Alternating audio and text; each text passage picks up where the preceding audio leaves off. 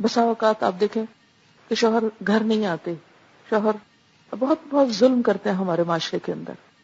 یہ ایک ایسا ایشو ہے کہ جس پر آج ہمارا معاشرہ جل رہا ہے.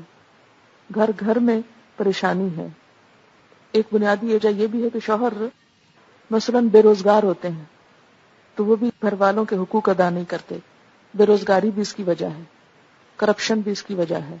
پھر معاشرے کے اندر جو ہماری فحاشی پھیلی ہوئی ہے، عورتوں اور مردوں کا اکٹھا ہونا مختلف جگہوں پر، اللہ کی حدود کو پامال کرنا، اس سے بھی یہ چیزیں بہت زیادہ سامنے آ رہی ہیں. اور نتیجہ کیا ہو رہا ہے؟ ہمیں جو آخری حل بتایا گیا ہم نے پہلے نمبر پہ استعمال کرنا شروع کر دیا کہ گھر توڑ دیا جائے. تو یہاں جب میں آیت پڑھتی تو مجھے یوں لگتا ہے کہ جیسے گرتی ہوئی دیوار کو اللہ تعالیٰ تھام رہے کہ نہیں، روک لو روک لو روک لو، ٹوٹنے مت دو. انسان بسا اوقات زیادتی سہ کے بھی مسکرا لے، بسا اوقات قصور 100% دوسرے کا ہو لیکن اس کو اپنے پہ لے لے، میری وجہ سے ایسا ہوا، کوئی بات نہیں، چھوڑیں، جانے دیں، معاف کر دیں. تو ایک وقت آئے گا کہ دل جیت لیں گے آپ، لیکن صحت کے لیے کڑوی دوا کھانا ضروری ہوتا ہے. صرف چیخ چلا کر، صرف شور مچا کر، صرف روٹ کر، صرف گھر چھوڑ کے حقوق نہیں ملا کرتے. جو عزت دیتے ہیں ان کو عزت ملتی ہے، جو دوسروں کی قدر کرتے ہیں ان کی قدردانی ہوتی ہے، جو قربانی کرتے ہیں وہ پاتے ہیں. ازدواجی زندگی میں بھی جو اپنی انا توڑ دے، جو خود کو ختم کر دے، پھر وہاں بہار آتی ہے. اور سب سے بڑی بات یہ کہ رب تو دیکھ رہا ہے نا، سب زیادتیوں کو، قطرے قطرے کو لکھ رہا ہے، کہاں کیا ہوا، کس کے ساتھ کیا برتا گیا، کیا بیتا. یعنی جب کسی کا حق دینے کو دل نہ بھی چاہ رہا ہو. بسا اوقات ایسا بھی ہوتا ہے نا کہ مرد مار پیٹ بھی لیتے ہیں اور بدتمیزی بد اخلاقی بھی کر لیتے، پھر اس کے بعد کہتے ہیں ہمارا حق دو. اب کس کا دل چاہے کوئی حق دینے کو؟ تو ایسے میں انسان اگر یہ یقین رکھتا ہو نا کہ میرا رب میرے عمل کو بھی دیکھ رہا ہے اور دوسرے کو بھی دیکھ رہا ہے، تو ایسے لوگ آنسو بہا کے بھی دوسروں کو خوش کرنا جانتے ہیں. اور ایسی قربانیاں رنگ لاتی ہیں. ایک دن آتا ہے کہ انسان اپنا مقام بنا لیتا ہے، اپنی جگہ پیدا کر لیتا ہے، لیکن جلد بازی، جذباتیت آئندہ زندگی کے لیے بڑے بڑے مسائل کھڑے کر دیتی ہے. یہ نہیں کہا کہ فوراً ہی طلاق کے جھٹکے سے الگ ہو جاؤ یا لڑکی روٹھ کر والدین کے گھر چلی جائے، کیونکہ ایک گھر کا ٹوٹنا بہت بڑے فساد کا پیش خیمہ ہو جاتا ہے. اسی لیے کہا اس بیماری کی بھی اصلاح کیسے کرو؟ وَإِن تُحْسِنُوا، احسان کرو. یعنی شوہر توجہ نہیں دیتا، تم توجہ دو، تم اسے حق دو، تم اسے اپنی طرف مائل کرنے کی کوشش کرو. یعنی اس میں تحسنوا کا اشارہ کس کی طرف ہے؟ پھر عورت کی طرف. اور یہ کام بڑا مشکل ہوتا ہے کہ یک طرفہ طور پر انسان کسی کو توجہ دے جہاں سے انسان کو کچھ بھی نہ مل رہا ہو، اور صرف اللہ سے ڈرتے ہوئے انسان اپنے نفس، اپنے دل، اپنی مرضی، اپنے خواہشات، ہر چیز کے خلاف جا کر دوسرے کو منا لے، دوسرے کو اس کا حق دے دے. اور اس میں شوہر کے تمام حقوق مراد ہیں. تو جو بھی ایسا کرے گا اللہ تعالیٰ کو خوب خبر ہے کہ زیادتی کون کر رہا ہے.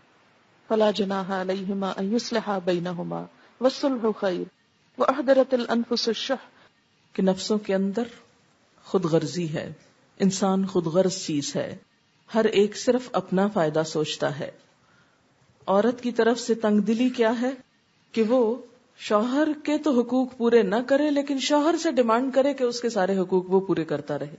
اور شوہر کی طرف سے تنگ دلی کیا ہے کہ اگر کوئی عورت مرد کے دل سے اتر جانے کے باوجود اس سے کٹنا نہیں چاہتی، اس کے ساتھ رہنا چاہتی ہے، تو وہ اسے زبردستی کاٹ کر پھینک دے. تو دونوں کو سمجھا فلا جناح علیہما ان یصلحا بینہما.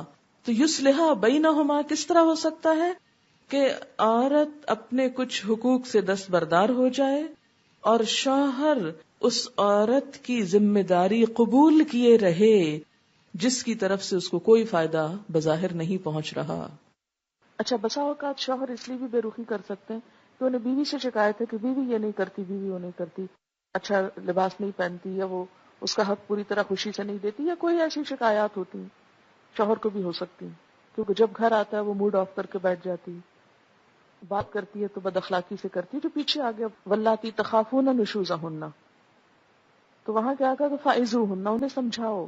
اور یہاں پھر وَإِن تُحْسِنُوا، اگر وہ بد اخلاق ہے، بد زبان ہے، تم احسان کرو. وَتَتَّقُوا، اور اللہ سے ڈرو. تو اس طرح کیا ہوگا؟ اصلاح کی ایک شکل پیدا ہو جائے گی. فَإِنَّ اللَّهَ كَانَ بِمَا تَعْمَلُونَ خَبِيرًا.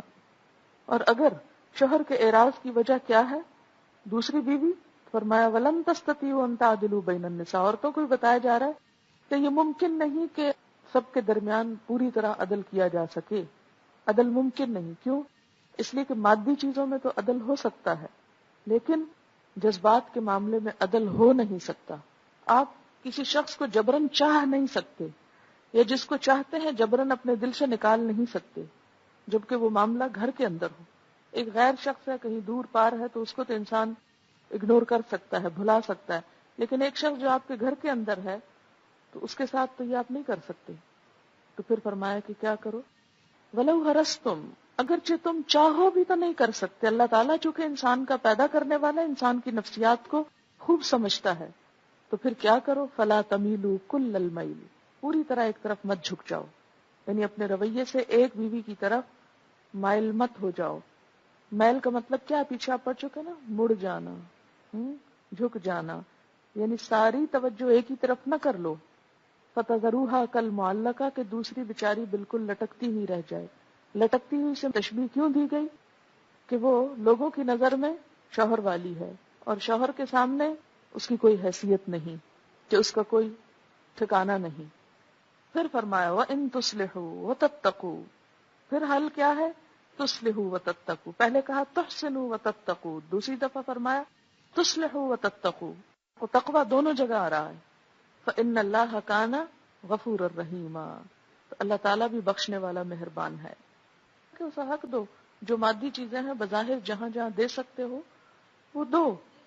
دل سے اگر نہیں بھی کر پا رہا تو بھی جہاں تک کر سکتا ہے وہ تو کرے. اب اس میں کیا ہے؟ مثلا نان نفقہ ہے، یا رات گزارنا ہے، یا جو باری کی تقسیم ہے وہ تو کرو. باقی جو جذبات ہیں وہ الگ بات ہے، لیکن جو بظاہر تقسیم کی بات ہے وہ تو کرنا ہوگا. تو فرمایا ایسے نہیں کسی بیوی کو چھوڑنا کہ اس کا حق ہی نہ دو. وہ تمہاری بیوی تو کہلائے، لیکن وہ اس گھر میں کوئی اختیار ہی نہ رکھتی ہو، اس گھر سے اس کی ضروریات ہی پوری نہ ہوتی ہوں، اس گھر میں اس کی کوئی عزت اور وقار ہی نہ ہو. یہ بات درست نہ ہوگی. اور اس کے بارے میں بہت سخت حدیث آتی ہے. نبی صلی اللہ علیہ وسلم نے فرمایا من کانت لہ امرأتان فمال الی احداہما جاء یوم القیامت واحد شقیہ ساقط. جس شخص کی دو بیویاں ہوں، پھر وہ ان دونوں میں سے ایک کی طرف جھک جائے اور دوسری کو بھول جائے، اس کے حقوق کی ادا نہ کرے، اس کو پوچھے ہی نہ، اس کی طرف جائے ہی نہ، تو قیامت کے دن وہ اس حال میں آئے گا کہ اس کا آدھا دھڑ گر چکا ہوگا. تو اگر آدھا دھڑ ہی نہ ہو انسان کا، یا ٹانگیں ہی نہ ہو، یا یوں آدھا ہٹ جائے، جیسے ایک فالج زدہ ہوتا ہے نا انسان، پیرالائز ہو جاتا ہے ایک سائیڈ اس کی، نہ وہ ہاتھ ہلا سکتا نہ ٹانگ ہلا سکتا، بالکل بے حس. فرمایا کہ اگر تم ایک بیوی کے ساتھ بے حسی کا سلوک کرو گے تو قیامت کے دن ایسے آؤ گے کہ بس آدھا ہی دھڑ ہوگا، ایک طرح سے پیرالائزڈ ہوگے، یا یہ کہ وہ کٹ کے ہی گر چکا ہوگا، ٹنڈ منڈ ہو گئے. تو معلقہ کا مطلب کیا ہے؟ کہ نہ وہ سہاگن ہے، نہ بیوہ ہے، نہ مطلقہ ہے، نہ وہ شوہر والی نظر آتی ہے، اور نہ ہی بغیر شوہر کے کہ کہیں اور شادی کر لے. یعنی اس شوہر کے ساتھ بھی نہیں ہے اور اس سے آزاد بھی نہیں ہے، بلکہ بیچ میں لٹکی ہوئی ہے. بالکل ایسے ہی ہے کہ جیسے کوئی کام آپ کا انکمپلیٹ ہوتا تو آپ کیا کہتے ہیں؟ میں بیچ میں لٹکا ہوا ہوں. مثلاً آپ کو جانا ہے کسی دوسرے ملک، تو اس میں کیا ہوتا ہے؟ کسی دوسرے ملک جانا ہے آپ کو فلائٹ نہیں مل رہی، اب آپ نہ وہاں جا پا رہے ہیں اور نہ یہاں کوئی کام شروع کر رہے ہیں، تو آپ کیا ہو گئے؟ بیچ میں لٹک گئے کہ آپ کی زندگی ضائع ہو رہی ہے، وقت ضائع ہو رہا ہے. تو یہ ایک طرح سے ایک انتظار کسی کیفیت ہے کہ نہ حالات ادھر سدھر رہے ہیں نہ کچھ اور ٹھکانہ بن رہا ہے، ایک پریشان کن صورتحال ہے. تو یہ شوہر کو کہا جا رہا ہے کہ اسے لٹکا کے مت رکھو، یا تو طلاق دے کے الگ کر دو، اور یا اس کے حقوق پورے کر کے اسے اچھی طرح بساؤ. اور یہ اللہ کے نزدیک سب حلال چیزوں میں سے زیادہ ناپسندیدہ ہے. مرد کے لیے مکروہ ہے کہ اچانک ہی عورت کو بغیر کسی گناہ کے طلاق دے دے، یعنی یہ ناپسندیدہ ہے. اور عورت کو جائز نہیں کہ مرد کو طلاق پر مجبور کرے. کسی وجہ سے طلاق کا ارادہ کرے تو 4 باتیں ملحوظ رکھے.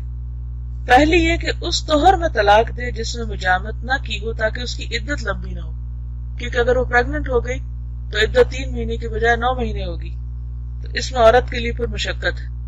دوسری یہ کہ ایک طلاق پر کفایت کرے، اگر بعد میں نادم ہو تو اسے رجوع کا فائدہ پہنچے گا. تیسری یہ کہ طلاق کے معاملے میں عورت پر نرمی کرے اور اس کو کچھ سامان یا روپیہ دے دے جس سے اس کا کچھ غم غلط ہو جائے.